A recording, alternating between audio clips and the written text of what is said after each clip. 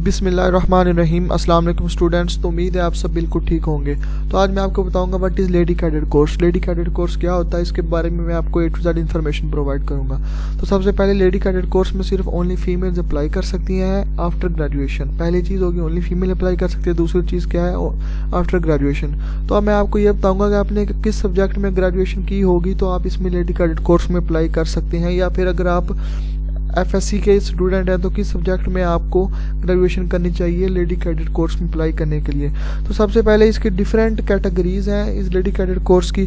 तो उसमें एक कैटेगरी है कॉर्प्स ऑफ इंजीनियर। कॉर्प्स पढ़ लें, CORPS कॉर्प्स पढ़ लें, या फिर आप कोर भी पढ़ते हैं काफ़ी लोग इसको, और मैं चलो हम कोर पढ़ लेते हैं उसको। Corps of signals, corps of army services, corps of ordnance, corps of electrical and mechanical engineering, remount veterinary and farms corps, information and computer technology officers. तो ये डिफरेंट इसके कॉर्प्स हैं, तकरीबन 7 कॉर्प्स हैं इसकी। तो सबसे पहले बात करते हैं कॉर्प्स ऑफ इंजीनियर। इसमें अगर आपने BS किया हुआ है या फिर MS किया हुआ है इन द फॉलोइंग टेक्नोलॉजीज, अपने सबसे पहले इसमें होना चाहिए आपका, तो अगर आपने BS मतलब कि कॉर्प्स ऑफ इंजीनियर में अगर आपने आर्किटेक्चर इंजीनियरिंग की हुई है या फिर जियो इन्फॉर्मेटिक्स इंजीनियरिंग की है तो आप इसमें अप्लाई कर सकते हैं इसकी कॉर्प्स ऑफ इंजीनियरिंग ब्रांच में। इसमें आपकी मिनिमम CGPA होनी चाहिए 2.5, एंड अगर CGPA वाला सिस्टम है 2.5, और अगर मार्क्स वाला सिस्टम है तो 62.5, और मैक्सिमम एज होनी चाहिए आपकी 28 ईयर्स। अगर आपने कॉर्प्स ऑफ सिग्नल में अप्लाई करना है तो आपकी BS होनी चाहिए इलेक्ट्रिकल इंजीनियरिंग में, टेलीकॉम सॉफ्टवेयर इंजीनियरिंग में, टेलीकॉम एंड सॉफ्टवेयर इंजीनियरिंग में। इसके लिए भी एलिजिबिलिटी क्राइटेरिया वही है कि 28 ईयर्स आपकी मैक्सिमम एज होनी चाहिए, 2.5 मिनिमम CGPA होनी चाहिए। अगर आपने कॉर्प्स ऑफ आर्मी सर्विसेज में अप्लाई करना है तो इसके लिए आपका होना चाहिए MBA supply chain management engineering, या MBA हो या फिर सप्लाई चेन मैनेजमेंट इंजीनियरिंग हो। तो इसमें आपकी CGPA वही होनी चाहिए 2.5 मिनिमम, एंड आपकी मैक्सिमम एज होनी चाहिए 28 ईयर्स। इसके बाद बात करते हैं कॉर्प्स ऑफ ऑर्डिनेंस। इसमें आपकी BS होनी चाहिए in the following discipline, supply chain management and BS in electronics, BE in electronics. तो मिनिमम CGPA आपकी 2.5 ही होनी चाहिए, और इसमें एज भी आपकी 28 ईयर्स। तो इसके बाद बात करते हैं जी corps of electrical and mechanical engineering. Mechanical and electrical engineering की ब्रांच में अप्लाई करने के लिए आपकी BS इलेक्ट्रिकल इंजीनियरिंग होनी चाहिए, BS इलेक्ट्रॉनिक इंजीनियरिंग होनी चाहिए, या फिर BS मैकेनिकल हो या इंडस्ट्रियल हो, या इंजीनियरिंग हो, या फिर मैकाट्रॉनिक्स इंजीनियरिंग में होनी चाहिए आपके। मतलब कि 4 डिफरेंट ब्रांचेज हैं, सॉरी 5 हैं वाली, electrical engineering, electronic engineering, mechanical engineering, mechatronics engineering, industrial engineering, ETC।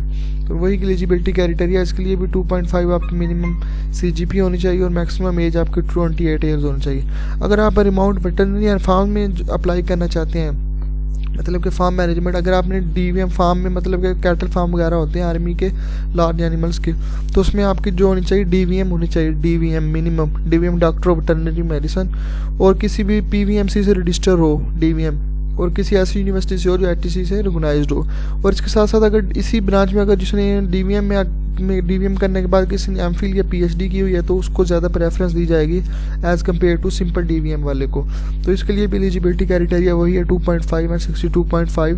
हाँ, इसके बाद अगर आपने इंफॉर्मेशन एंड कंप्यूटर टेक्नोलॉजी में अप्लाई करना है तो उसके लिए आपका BS होना चाहिए सॉफ्टवेयर, BS हो आपका सॉफ्टवेयर इंजीनियरिंग में, या फिर साइबर सिक्योरिटी में, या जियो इन्फॉर्मेटिक्स में, या इलेक्ट्रिकल एंड टेलीकम्युनिकेशन इंजीनियरिंग में। तो CGPA इसमें होनी चाहिए इंफॉर्मेशन एंड कंप्यूटर टेक्नोलॉजी में अप्लाई करने के लिए CGPA आपकी होनी चाहिए 3 से अबव, 3 से अबव आपकी CGPA होनी चाहिए। तो इसके साथ साथ जो सा इन्होंने ऐड आती है तो उस ऐड के ऊपर लिखा हुआ होता है कि, तो जो ऐड आती है उसमें ये लिखा हुआ होता है कि जिस चीज़ के बारे में जॉब हो उसके बारे में आपको पूरी ऐड मिलेगी इसकी लेडी कैडेट कोर्स में। तो इसमें अगर आपका सिलेक्शन हो जाता है SSB के बाद, आपका सारा सिलेक्शन हो जाता है, तो आपको आर्मी के साथ एक 7 साल का बॉन्ड लिखना होता है। उस पर आपको ये श्योरिटी देनी होती है कि आप 7 साल तक आर्मी को छोड़ के नहीं जा सकते। तो इसके लिए जो आपकी ट्रेनिंग होगी 22 वीक्स की ट्रेनिंग होती है after selection Pakistan military academy PMA Kakul में। उसके साथ साथ ट्रेनिंग के दौरान ही आपको जो मंथली स्टीपेंड मिलते हैं वो है 44,892 रुपीज़ पर मंथ आपको ट्रेनिंग के बाद मिलता है। तो इसमें साथ साथ जब इनकी ऐड आती है तो उसके ऊपर ये लिखा हुआ होता है कि जिन्होंने MPhil या MS किया हुआ है तो उनको प्रेफरेंस दी जाएगी as compare to BS students के। तो प्रेफरेंस दी जाएगी BS स्टूडेंट। तो इसमें जो जिन्होंने private as a private student BS किया हुआ है तो वो लोग एलिजिबल नहीं है, इसमें अप्लाई नहीं कर सकते।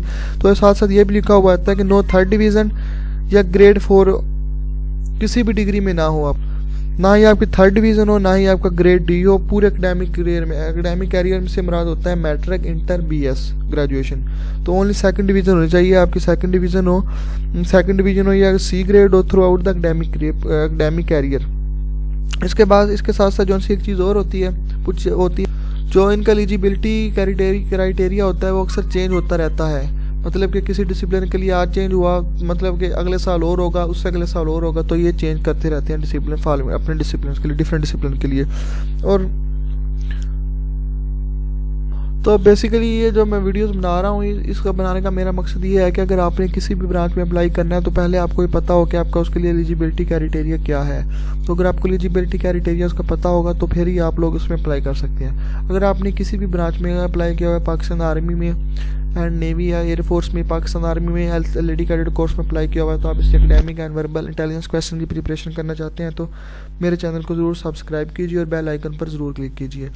तो जैसे ही ओनली फीमेल इसमें अप्लाई कर सकते हैं लेडी कैडेट कोर्स में लेडी कैडेट कोर्स में तो बहुत ही अच्छा कोर्स होता है, आपको 17 ग्रेड की जॉब लगती है as a captain lady cadet course के थ्रू।